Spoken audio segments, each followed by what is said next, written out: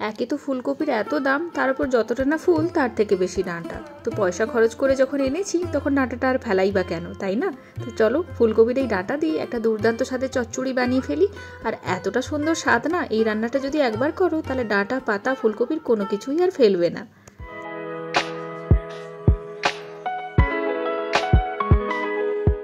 আমি এখানে একটা ফুলকপিরই ডাঁটা নিয়েছি, তোমরা চাইলে বেশিও নিতে পারো, তো সেক্ষেত্রে আরও ভালো লাগবে। তো বছরের শুরুতেই এখন যে ফুলকপিগুলো উঠেছে, তো এগুলোকেই হচ্ছে মানে এগুলোরই ডাঁটা খেতে ভালো লাগে, পরের দিকে আর ভাল লাগে না। তো যাই হোক, ডাঁটাগুলোকে কী করবো, এই যে দেখো ভেতরের দিকে যে একটা ঝিল্লির মতো অংশ থাকে না, যেমনভাবে নর্মাল ডাঁটা আমরা পরিষ্কার করি, সেটা যদি তুলতে পারো বঁটি দিয়ে বা ছুরি দিয়ে তাহলে খুবই ভালো। তারপর কি করব, এই ডাঁটাগুলোকে এরকম 3টে বা আরও পাতলা করে যদি কাটতে পারো তাহলে সেগুলোকে এরকম ঝিরিঝিরি করে কেটে ফেলতে পারো। ছুরি দিয়ে বেশি ঝিরিঝিরি করা যাবে না, তবে বঁটি দিয়ে যদি কাটো তাহলে কিন্তু খুবই পাতলা পাতলা করে কাটা যাবে। আর যত পাতলা করে কাটবে তত কিন্তু ভালোই হবে, মানে সেদ্ধ করতে আর চচ্চড়িতে বেশ মিশে মিশে যাবে, সেটাও ভালো লাগবে। তো এইরকমভাবে আমি ডাঁটাগুলোকে লম্বা লম্বা করে কেটে নিলাম। আর এই যে এই অংশটা, এটার ভেতর দিকের মানে চারদিকের অংশটা ফেলে মাঝখানের অংশটা নেব। মাঝখানের অংশটা বেশ নরম আলুর মতো, তো এটাকেও এরকম লম্বা লম্বা করে কেটে নেব। তো ফুলকপির ডাঁটা ছাড়া বাকি আরও কিছু সবজি নিয়েছি, যেহেতু চচ্চড়ি বলছি তাই জন্য অনেক রকম সবজি নিয়েছি শিম, তারপর মূলো, তারপর আলু আর বেগুন, সঙ্গে একটা টমেটো, সবগুলোকে লম্বা লম্বা করে কেটে নিয়েছি। আমি যে সবজি নিয়েছি সেইগুলো যে তোমাদেরকে নিতে হবে তার কোনো নিয়ম নাই বা কথা নেই, তোমরা তোমাদের বাড়িতে যা যা আছে সেগুলো দিয়ে রান্না করতে পারো। তবে ফ্রিজ খালি করার জন্য কিন্তু এই রান্নাটা একদম একটা পারফেক্ট রান্না। তো যাই হোক, এই সবজিগুলো বাদ দিয়ে যেটা নিয়েছি, বিউলির ডালের বড়ি কয়েকটা নিয়েছি, এটা অপশনাল, থাকলে নিও, না থাকলে নাও নিতে পারো। তো কালো সর্ষে 2 চামচ নিয়েছি, সাদা সর্ষে, সঙ্গে 2টো কাঁচা লঙ্কা, একটু নুন দিয়ে একটা স্মুথ পেস্ট বানিয়ে নেব। তো এখন আমি ডাঁটাটাকে সেদ্ধ করে নেব। তো কড়াইতে সামান্য জল নিয়ে জলের মধ্যে নুন দিয়ে জলটাকে গরম করে এই ফুলকপি ডাঁটা যেগুলোকে কুচি কুচি করে কেটে রেখেছিলাম সেগুলোকে আমি কি করব, 3 থেকে 4 মিনিটের কাছাকাছি ঢাকা দিয়ে এটাকে ভাপিয়ে নেব বা সেদ্ধ করে নেব বলতে পারো। একটু যদি নরম করে মানে বেশি সেদ্ধও করে নাও তাতে কোনো অসুবিধা হবে না, চচ্চড়ি তো একটু মাখো মাখো হলেও কোনো অসুবিধা নেই। তো 3 মিনিটের মতো আমি সেদ্ধ করে নিলাম, তারপর এটাকে তুলে নিয়ে ভালো করে জল ঝরাতে দেব। এখন কড়াইয়ের মধ্যে সামান্য সর্ষের তেল গরম করতে দিলাম, আর তেলের মধ্যে কি করব, বড়িগুলো দিয়ে দিলাম। বড়িগুলোকে সুন্দর লাল লাল করে ভেজে নেব। আর এখন বড়িগুলো লাল করে ভাজা হয়ে গেলে এগুলোকে তুলে একটু কি করব, ভেঙে দেব। তো বড়ি চাইলে তোমরা নাও দিতে পারো।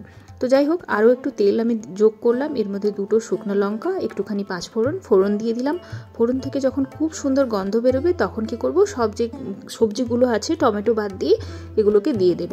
তোমরা সবজি চাইলে প্রথমে আলু মূলো এরকম করে দিয়ে পরে বেগুন দিতে পারো, আমি সব সবজিগুলোকে একসঙ্গেই দিয়ে দিলাম। এগুলোকে কি করব, ফোড়নের সঙ্গে ভালো করে মিশিয়ে ওই 2 থেকে 3 মিনিট হচ্ছে ভালো করে ভেজে নেব। এখন ঢাকা চাপা কিছুই দিচ্ছি না, 2 মিনিট জাস্ট এটাকে তেলের সঙ্গে ভেজে নেব। আর তারপর সেদ্ধ করে রাখা ডাঁটাগুলোকে এর মধ্যে দিয়ে দেব। গ্যাসের ফ্লেমটা লো টু মিডিয়ামেই রাখবো পুরো রান্না জুড়ে। আর এই রান্নাতে বাইরে থেকে কোনোভাবে জল যোগ করার দরকার নেই, যতটা মজিয়ে মজিয়ে কষে কষে রান্না করতে পারবে ততই কিন্তু এটা স্বাদ। তো দিয়ে দিলাম একটুখানি হলদি পাউডার আর দিয়ে দিলাম প্রয়োজন মতো নুন। তারপর ভালো করে সবজিগুলোকে নাড়িয়ে চাড়িয়ে ভালো করে গ্যাসটাকে লো টু মিডিয়াম ফ্লেমে রেখে এটাকে নাড়াচাড়া করতে হবে এবং থেকে থেকে ঢাকা দিয়ে রান্না করে নেব বেশ কিছুক্ষণ। তবে মাঝে মাঝেই কিন্তু এটাকে নাড়াচাড়া করো যাতে করে কড়াইতে নিচের দিকে লেগে না যায়। তো এরপর কি করব, আমি 2-3 মিনিটের মতো রান্না করে এর মধ্যে টমেটোটা দিয়ে দেব। টমেটোটাকে আমি চাইছি না একদম গলে যেতে, সেই জন্য একটুখানি লেটেই দিলাম। তো টমেটোটা দিয়ে ভালো করে মিশিয়ে আবারও কিছুক্ষণ রান্না করে নেব। যদি সবজিটা একেবারেই ড্রাই ড্রাই মনে হয় তাহলে সামান্য জলের ছিটা দিয়ে দিতে পারো, নাহলে কিন্তু সবজি থেকে যে নিজস্ব জল বেরোবে সেটাতেই কিন্তু এই রান্নাটা হয়ে যাবে। তো আমাকে সামান্য একটু জলের ছিটা দিতে হয়েছিল। তারপর এটাকে ঢাকা দিয়ে ধীরে ধীরে এটাকে রান্না করে নেব। মাঝে কিন্তু অবশ্যই নাড়াচাড়া করো, নাহলে কিন্তু নিচের দিকে লেগে যেতে পারে। তো লেগে গেলে বা জ্বলে গেলে সেটা কিন্তু একদম খেতে ভাল লাগবে না। যতটা গ্যাসের ফ্লেম লো করে মজিয়ে রান্না করবে ততই কিন্তু এই রান্নাটা স্বাদ হবে।